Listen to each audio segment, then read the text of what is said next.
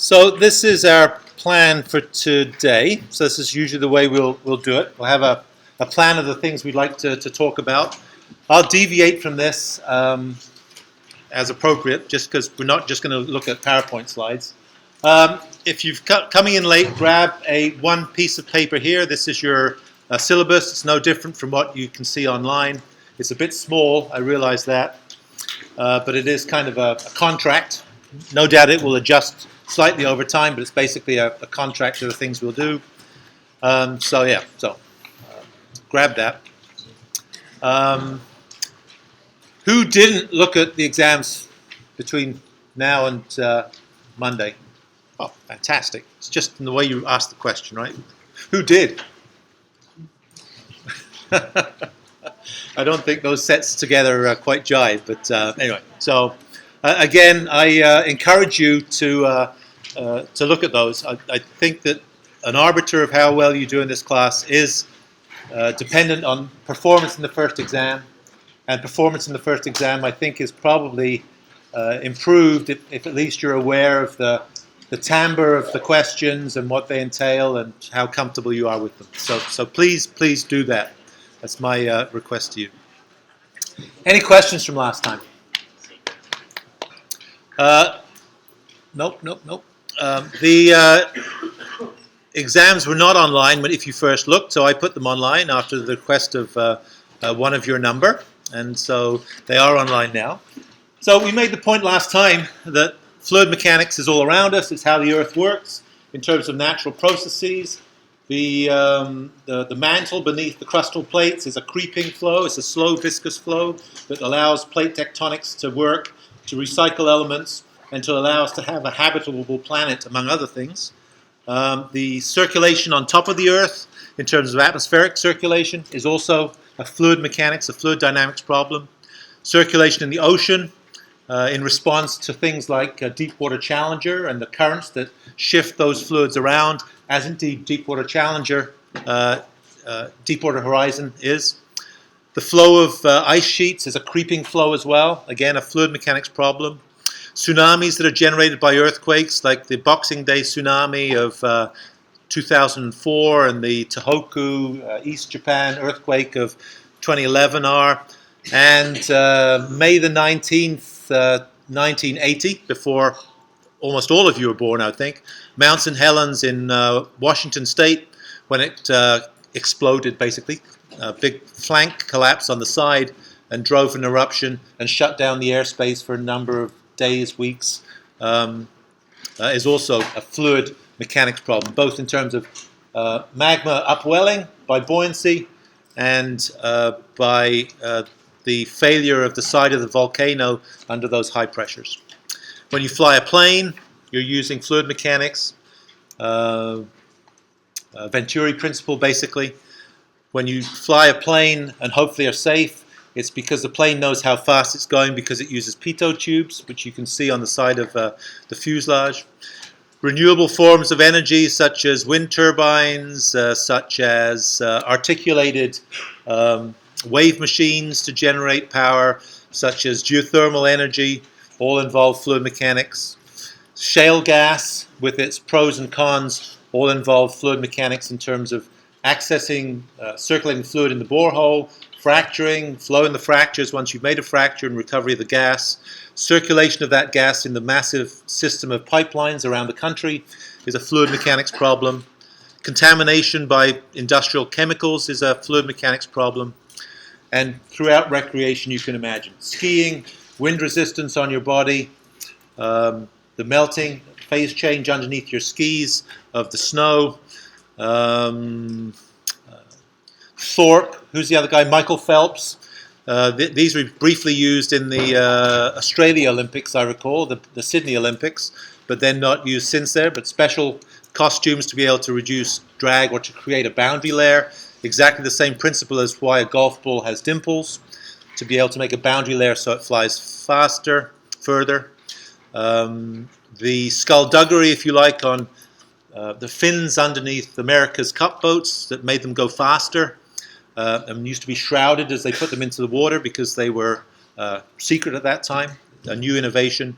Whether it's surfing West Virginia, spinning a football and why you spin a football or snowboarding. It's all fluid mechanics. So hopefully that's some motivation for us to be able to explore the kinds of things that we're interested in talking about today. So a basic outline is that we'll try going through these individual topics. We'll switch between a variety of different, between these. We'll get as far as we can, and then we will continue. Okay? Everyone okay? Can you see that? I guess that's the right size. You can certainly see that. We're recording it, and so we'll post that. The stuff from Monday is up and running, etc. Okay, fluid mechanics. Call it fluid mechanics. Don't call it liquid mechanics or gas mechanics. Fluid is this item that encompasses all of the phases, if you like, of all matter. And so those phases would be solid. See how you like my writing. Solid, liquid, and gas. This is all online. You should decide how you want to be able to do this. I encourage you to write notes to stay engaged for as much as anything else. And if you look at what these are, then you know this is pretty straightforward. Is that a solid? Well, obviously, when you apply a force, it deforms. You remove that force, it drops back. So as long as you apply a force on something, it will deform. If you apply a force to a liquid, what it will do is it will keep on deforming at some kind of velocity. So the difference between them is if you apply a force to a solid or a liquid, then one will deform to a permanent set, a solid, and the liquid will just keep on deforming. And so that's because of the different properties that it has. So the three properties, I guess, that we could talk about would be density. Let me, I'm not leaving myself much space. Density. We'll call that rho. Viscosity. We'll call that mu. And compressibility. We'll call that 1 over E. Only because I mentioned this. So here's modulus. Here is density, ideal gas law, and viscosity. You've all heard about these terms before. We'll talk about them in more detail. But if you look at these three different components, then a solid has a relatively high density. A liquid has a relatively high density, but a gas, as we know, has a relatively small density. So that's just my shorthand for looking at it. A gas will occupy the space that it is put in. It won't contain itself. A liquid is different in that it will occupy a portion of the container it's put in with a free surface, with vapor above that free surface and liquid below it. And a solid, well, it is the container it's in. It doesn't have to be actually put in a container to be able to contain it. The viscosity of a solid is, I guess you could think of it as being very high. The viscosity of a liquid, you can imagine syrup, maple syrup, if you put it on your pancakes, is relatively high, and the viscosity of a gas is very low. And it varies with temperature for a gas. And the compressibility for these are also similar. The compressibility of the compressibility is how compressible it is. So 1 over E, something that's very compressible is something that goes into a small space with a very small pressure added. So in terms of compressibility, a gas is highly compressible, a liquid has low compressibility, and a solid also has low compressibility. So that's my way of classifying these behaviors. Many of you are interested in fluids as energy fluids or as contaminant fluids in the subsurface in porous media. And you can think of them in terms of this phase diagram where water can be in a liquid state, a solid state, or a gaseous state as vapor. And it just depends on the relative magnitudes of the temperatures and pressures that you keep it at. And so it's probably useful to be able to talk about that now. There's lots of resources available to you. But depending on where you sit, where do we sit right now? This is, I think this is for CO2. Can't remember exactly. Let's see. Yeah, it is. So, yeah. And so if you anchor yourself on this figure, we are at something like 20 degrees centigrade would be 290. And what's the pressure? We're at 1 bar, one atmosphere. And so 1 bar would be here. So indeed, we sit exactly at gas. CO2's gas at this pressure. If we increase the pressure of the gas, we can make it into a liquid. And we stop it. And we do that by going up here, in which case we cross over here into liquid. So we have to get up to something like 100 bars. Actually, this point is something like 7 megapascals, where it becomes a liquid. Actually, this point here is a supercritical liquid. And so we can change from being a gas to liquid, and if we keep on increasing the pressure, or indeed if we decrease the temperature, we can make dry ice. And so we all know this. So it can exist at these different states. And these states depend on the pressure and temperatures in which we define it. And these have the same behaviors that we talked about. So a liquid has what? It has a density which is quite high. It has a viscosity which is modest, I guess. And it has a compressibility which is also 1 over E, which is small. These are the same characteristics for supercritical fluid. Once you get above this critical point, again, the compressibility is small. But interestingly enough, the viscosity now, the interesting thing about a supercritical fluid is that it has the viscosity of a gas rather than a liquid. So the viscosity is low, and the density is still relatively high. So in other words, if you want to pump CO2 into the ground, for instance, to get it out of a smokestack and keep it out of the atmosphere, then it's a great fluid because it goes in at a large density, so you can get a large amount in quite easily. And the viscosity is low, so you don't have much resistance to push it into the ground. So supercritical fluid is basically the way that you sequester it in the subsurface. And the same exists for in the solid form, is that in the solid form, what is it going to be? The density is high, the viscosity is really high. Glass creeps at some level, but very slowly. And what's the other one would be the compressibility is very low, extra low. Interestingly enough, the compressibility of a solid, CO2 solid, is actually not much different from the liquid, surprisingly. You always think of liquid as kind of compressible, but the compressibility of water, for instance, is about 2 gigapascals, and the compressibility of rock is at 10 gigapascals, so a factor of 5 different. So that kind of sets it in a bit more viable way to be able to look at the behavior that we're talking about. Okay?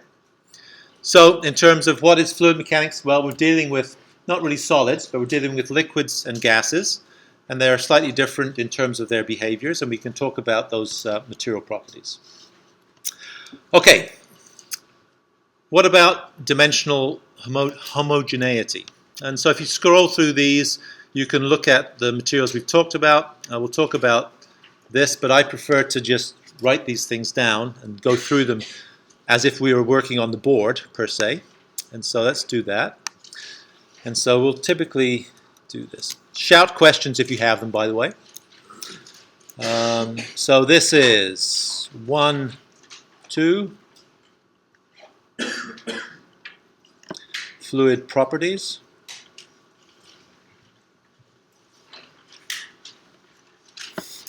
And we're going to talk about dimensional homogeneity.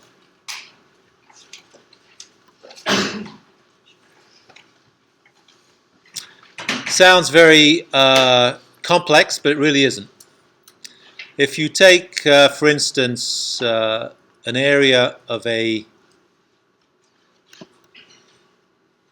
square, bless you, we could write the area of that square as something like x0, x1, y0, y1.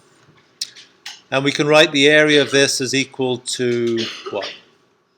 A double integral. See, there's math in this class. And it's between the limits of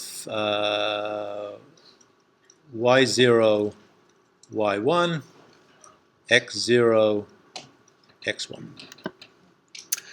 And so this is just a fancy way of being able to make the point that the units of this are in meters squared, and they have to equal meters times meters. And so these operators here we can think of as being magnitudes of units of length which have to match up, because this isn't necessarily a correct equation, but we know for sure that if the units on the left-hand side of this equation don't match the units on the right side of this equation, it cannot be correct. Apparently that's not true in petroleum engineering, where you do have all kinds of equations where the units aren't consistent across the other side, but it's always defined that you have to use this term is in inches, this term is in centipoise, this term is in inches. But we don't do that in this class. We'll always use unit consistent equations. So if you do this integration, you end up with what? A is equal to x, and you substitute the limits. It's going to be equal to x, y, between these two limits of x0, y0, and x1, y1.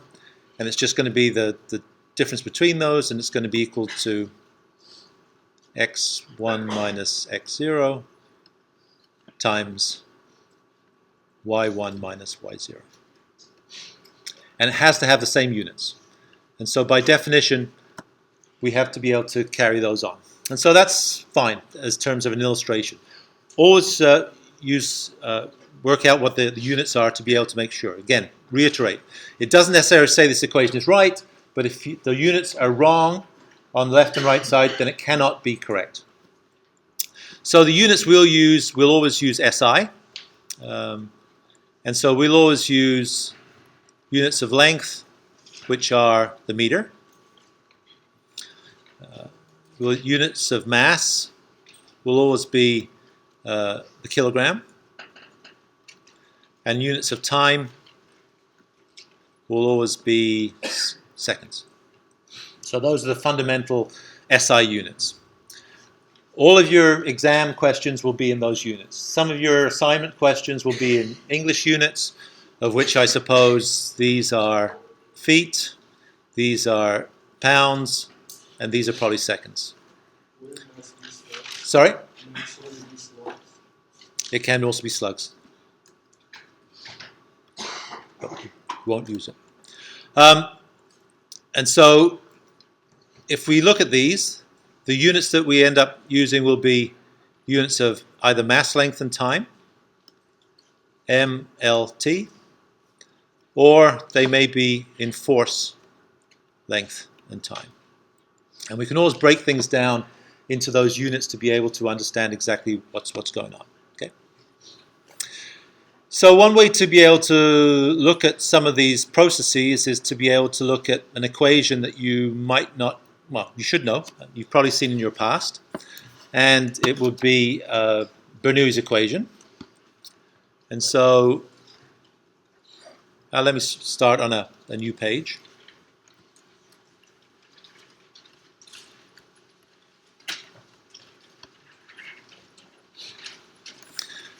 And if you write Bernoullis in its simplest way, I always write it in terms of units of length. So elevation plus pressure divided by unit weight, rho g, plus velocity squared over 2g. I guess it's probably useful to draw a little figure of what this is. If this is a streamline, and this is a point, and this is a piece of fluid that's moving at some velocity. This is x, this is z, so this is a z coordinate relative to some datum. This point here has some pressure attached to it, not rho. So pressure and rho look very similar, but they're different. And plus some head loss, we can write as constant. Actually, we can't quite do that, but if we ignore this head loss, that's the case. It's useful to write it this way because the one equation that you need from your past is to realize that this is actually equal to F equals ma. And these individual terms, this is velocity head. So it's the momentum, if you like, of the fluid that's traveling. We could also write this expression, if you like. We could write it as equal to mass times change in velocity with time, which is the same as mass times change in velocity with time divided by change in location, right? So this is just exactly the same equation. So this now is a velocity, just different ways of writing this same equation. Is it still on the board for all these things?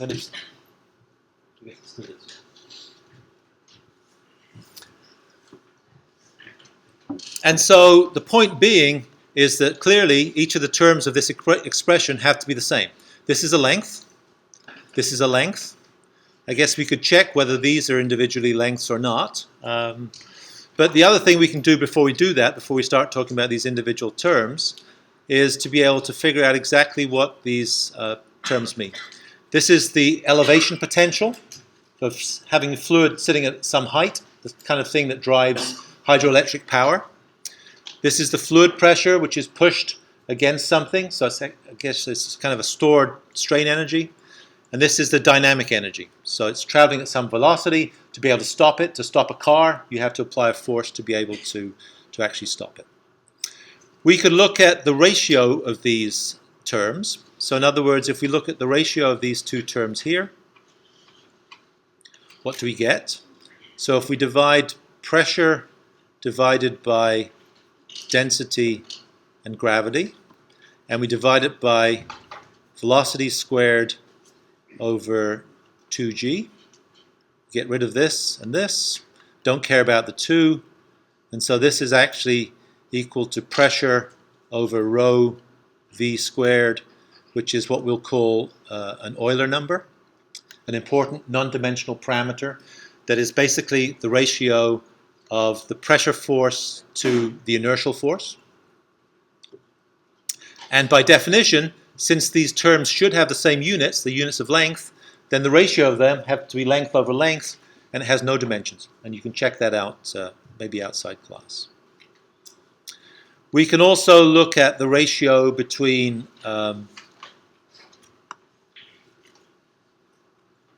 these two terms here. And if we look at, so v squared over 2g, which is this term, and we divide it through by z, we end up with v squared over, get rid of, don't care about the 2, just you can look at the units for now. Or we could look at this, which is the same as being v over square root gz. And this is called the, well, I should write these out, the Froude number, which we'll call F sub r, which is the ratio of the velocity to the ratio of the water wave. So if you drop a pebble in the water, this is units of velocity, so this must have units of velocity as well. If you drop a stone in a lake, the velocity at which the wave will carry out from that will be equal to this ratio gz, as we'll find out. And so this is an important number in terms of free surface flows on liquids. And finally, the other number which is important here, which is going to be, well, actually I won't do that one, so we won't deal with that one. The other important number will come from looking at using this term. So as you know, Bernoullis equation is for an inviscid fluid where there are no frictional losses, but real fluids have frictional losses. So they have a finite term here where the viscosity figures in. And so when we use this term in concert with these other terms, we'll end up with the dimensionless number, which you certainly would have heard of, which is the Reynolds number. But we won't deal with that for now. We'll save that for later. Okay?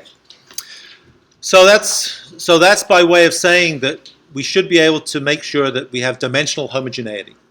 If we wanted to, we could work out what these units were.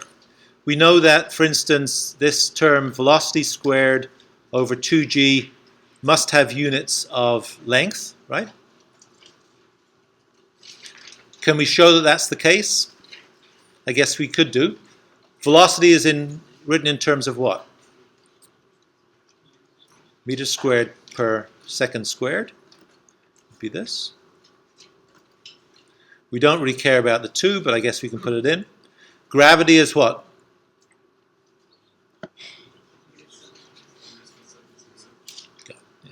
So it's easy. So you're left with this, got this. Indeed it is meters. Any more challenging ones here? I guess maybe this one's more challenging, right? Can we make sure we know that that's the case? Well, perhaps let's come back for that in a second, because we haven't talked about what the units are for this. Okay? Let's go back to this. So anyway, there's tables of these things, but I'm going to go back to here. We know the difference between mass and weight. Mass is equal to the density of something multiplied by volume. So the density of something would be kilograms per meter cubed. The volume of something would be meters cubed. And so mass, by definition, is going to be equal to, in our SI units, kilograms. If we want to get weight, I guess I've kind of crowded this. By definition, weight is going to be the product of this mass in kilograms multiplied by acceleration. And acceleration on this particular planet is just gravitational acceleration. And so the units of weight in this particular case would be kilograms, which is mass, which we've just said, and gravitational acceleration, which on this planet is 9.8 meters per second squared. And so this is kind of a funky magnitude, but by definition, the definition of a Newton is equal to, what is the definition of a Newton?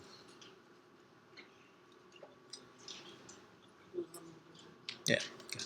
So it's the force required, yeah, just shout. Don't stick your hands out, shout. It's quite informal. 1 Newton, by definition, is the force required to give a mass of 1 kilogram, an acceleration of 1 meter per second squared. So this unit of weight is newtons, I guess. So you have to be conversant with those. And so you've probably seen these. You just perhaps need a refresher to think about them, or perhaps you don't. Perhaps you're, certainly if you've taken mechanics and dynamics, you'd understand those. And so, for instance, if we want to go back to this calculation we talked about here, let's figure out what the units are for this. So what are the units are for, this is pressure head.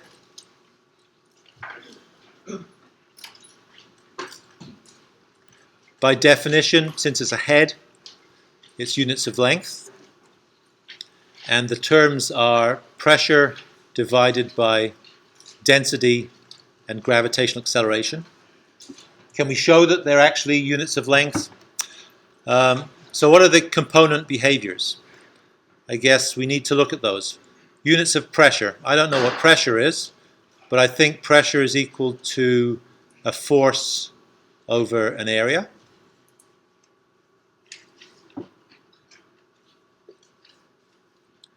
Force is equal to a Newton divided by a meter squared. So in other words, this is newtons per meter squared in terms of units. Density is equal to kilograms. And gravity is equal to meters per second squared. And if we put these together, hopefully it's going to work out. Newtons per meter squared. Density is kilograms. And meters per second squared. Then this is kilogram, meters per second squared. This is a Newton. Have I done something wrong here? Density. Density.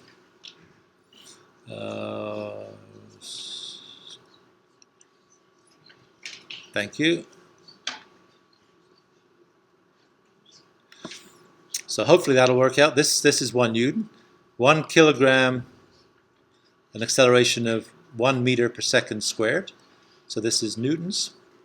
So we have newtons over meters squared, meters cubed over newtons. How come we have an extra kilogram?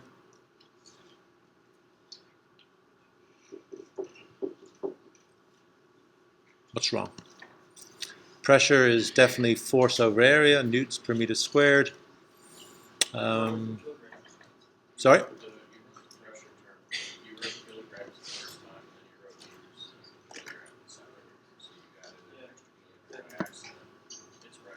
Yeah. Okay. Yeah. Right. Thank you.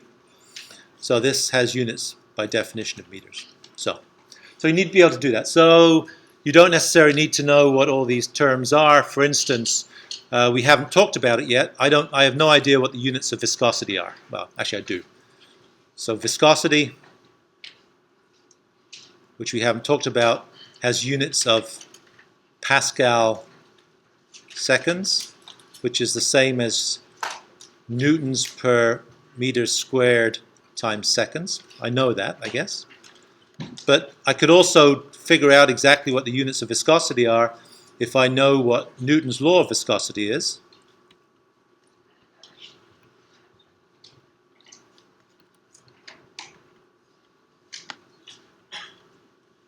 I guess I'm getting mired in this and I don't really want to, which says that a shear stress is equal to a viscosity times a change in velocity over change in length.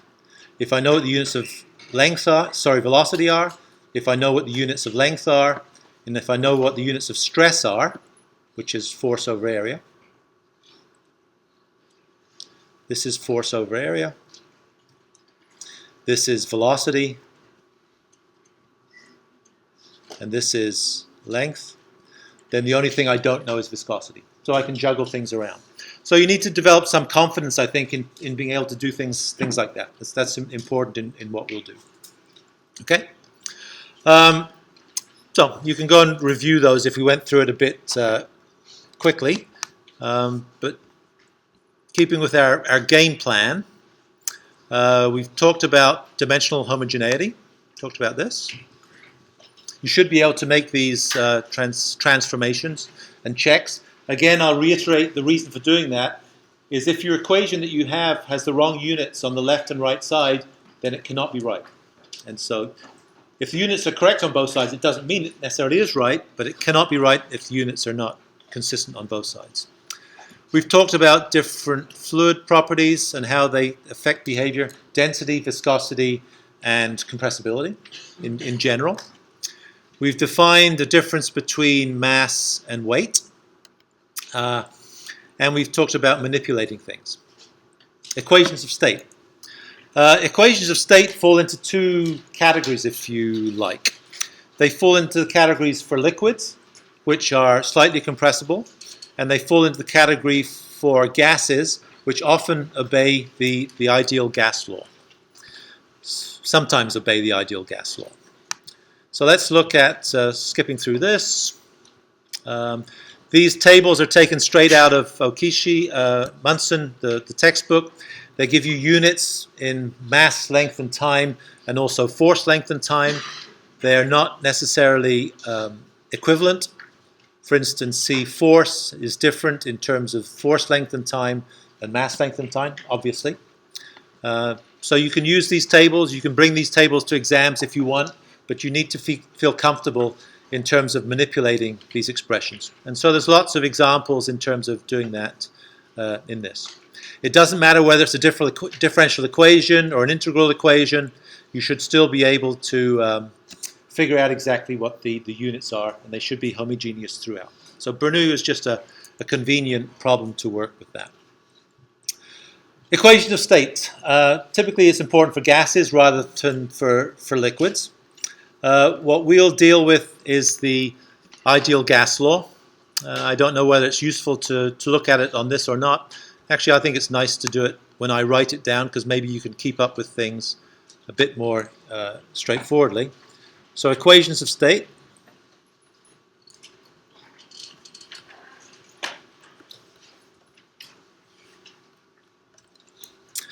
And so you know the ideal gas law, and the gas law is that pressure is equal to density times the gas constant times temperature.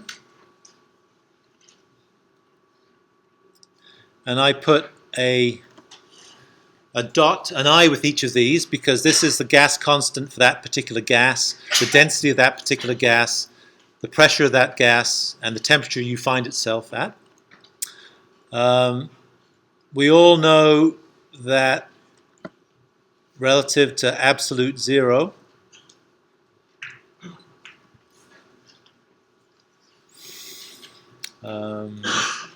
if this is temperature, then this temperature has to be absolute. Absolute zero on our scale is what? 273 Kelvin is equal to 0 centigrade.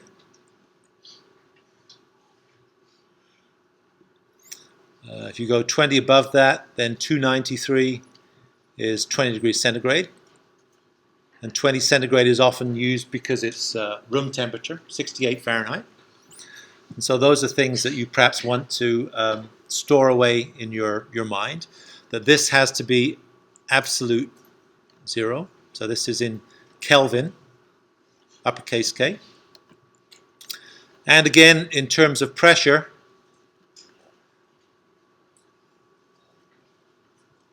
so this is 0 Kelvin, not OK, 0 K. This is 0 pascals. We'll work in terms of pascals. And so absolute pressure at absolute zero is a vacuum, perfect vacuum as you have in space. This is where we are at 1 bar, which is the same as 100 kPa, kilopascals, which is the same as 100 kilonewtons per meter squared. By definition, a pascal is a newton per meter squared. And so this is where we are right now. So sitting in this room, this is exactly where we are. This is what we refer to as zero gauge pressure, because typically measurement instruments measure them relative to the ambient pressure. If you hike up Mount Everest, the way that an altimeter works is it measures the difference in pressure as you rise up. You have less air in the atmosphere above you, and so the weight of that air is reduced, and so the pressure reduces as you go up in the atmosphere in a plane. And we can work out exactly what that would be. So we'll use the ideal gas law typically. We won't use the real gas law. And we can also write this slightly differently. We can write this also as equal to the pressure in a particular gas is equal to the density of that gas multiplied by the universal gas constant divided by its molar mass of the gas, and again times temperature. So this just gives us a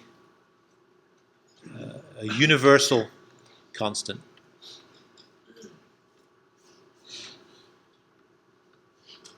To be able to define behaviors. And so that's one way that we can be able to define behavior of gas. So gas can be manipulated in a couple of different ways. I guess perhaps I'll refer back to this to make the point. And that is we can compress gases. We said that gases are quite compressible, liquids are less compressible. And if we look at this, I'm not going to go through this. So if we look at compression and expansion of gases, we can imagine doing it in a couple of different ways. We can do it so-called isothermally. And so in other words, you take a bicycle pump and you put your thumb on the end of the pump and you insert that pump in a bucket of water. Bucket of water will try and keep the temperature, and you compress it. And as you compress it, the temperature of the gas will stay exactly the same, isothermal. And if that's the case, then by definition, there will be no change in this temperature. This is a constant which doesn't change. And so therefore, if you look at the ratio of these, the pressure divided by the density is equal to RT. Temperature doesn't change, gas constant doesn't change, and so the ratio of these should be constant for any state it's in, whether it's really compressed at high pressure or really not compressed at a relatively low pressure. And so this equation 114 comes out for isothermal behavior. The other way you could do it is that instead of putting it in a water bath where it keeps the same temperature that you put it in there, is you put insulation around it. And so that all the energy that is in this bicycle pump as you compress the cylinder is stuck in there. And you know what happens if you do that. If you compress it, it gets hot because you feel it on your hand. And if you do it isentropically, so you don't allow the entropy of the system to change, you don't allow any heat to escape, then we kind of get this, but it's modified by a power. This density is multiplied by constant. It's the ratio of the specific heats at constant pressure versus specific heats at constant volume for that particular fluid, which is typically, for air, it's about 1.4, not a big number, but this is also constant as well, and we can show that. And so it matters how we compress these things, whether we do it isothermally or whether we do isentropically. The other thing that we can do is we can also realize that we can write this expression in a slightly different way with the gas constant and temperature, and we can define this as equal to a density is just equal to a mass divided by a volume. I always do my volumes as uppercase V with a line through them, so it's not confused with velocity. And this is another way of dealing with it. So we can look at, if you have a bicycle pump and you compress it, you always have the same mass in there, but the volume's changing. And so if you know how much the volume changes, then you can calculate how much the pressure would change as a result of that. And so we can use it in that useful way. The final thing that we might want to talk about today is compressibility.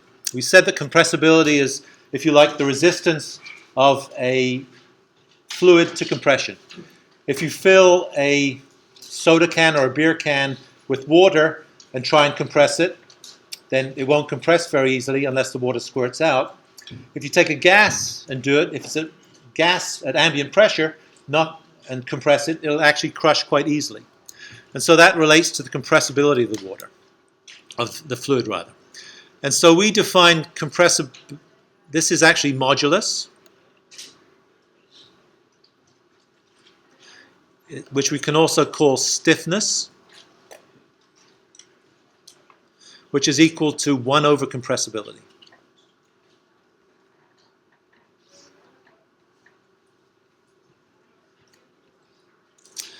If you're a petroleum engineer, you probably use the symbol beta. So this is 1 over beta. Beta is compressibility.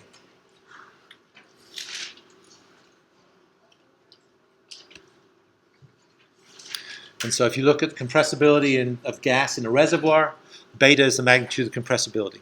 So the units of compressibility have to be 1 over modulus. The units of modulus are equal to pascals, newtons per meter squared. And by definition, a modulus is equal to the change in volume that occurs with the change in pressure. So you start off at an initial volume in the system, you apply a pressure change. How does that pressure change the volume of the gas? If you increase the pressure of the gas, or if you say you decrease the volume of the gas, you increase the pressure, just like a bicycle pump. Push the pump down, the volume decreases, smaller space, the pressure goes up. And so the negative sign here is that the volume decreases, negative, pressure goes up, positive. To keep this constant positive, it just has a minus sign before it. You can also define it in terms of changes in densities, which is useful. Because mass is constant within your bicycle pump, if the volume goes up, the density has to go down, or if the volume goes down, the density has to go up, right? The same mass in a smaller volume. And I guess not so important to derive, but we could use this expression to be able to calculate what the modulus or compressibility of a gas is. And we can do that by just writing the ideal gas law. Pressure equals density times a constant, RT. If we take the derivative of pressure with density, then we just differentiate with this. This is a constant if it's isothermal. Then the derivative of rho times the constant is just a constant. So in other words, this term here has to be just constant. And so this term here is this. And if we look at what the magnitude of the density is as a function of pressure, we can just write this equation here as rearrange it in terms of density is equal to pressure divided by the constant, which is this term here. And if we call this 0 and 0, and we put it up here as this, then we have this expression that we have a constant divide. So in other words, the expression is going to be equal to, if I write it out in longhand, this term here is just equal to a constant. This term here is equal to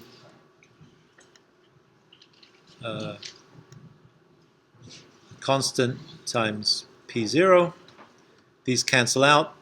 And the bottom line is that the modulus of a gas is just equal to its pressure, this expression here. So this is the only result you need to know. Don't need to know how to derive it, but that's where it comes from, which is interesting.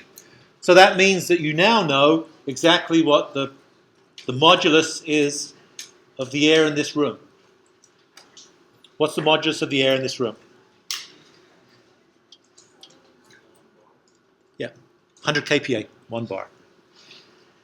So, yeah.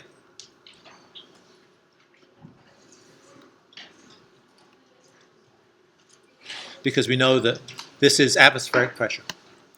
So, if you compress it isentropically, in other words, you insulate your bicycle pump as you're compressing it, then the compressibility or modulus, the modulus is this factor K, which we said before is this, multiplied by this. So in other words, we can get magnitudes of compressibility. It may seem esoteric, but what we'll find out tomorrow, if you want to come to class tomorrow, or alternatively on Friday, is that the speed at which you hear me talking, the speed of sound of my voice in air, or your voice in air, is controlled by this compressibility.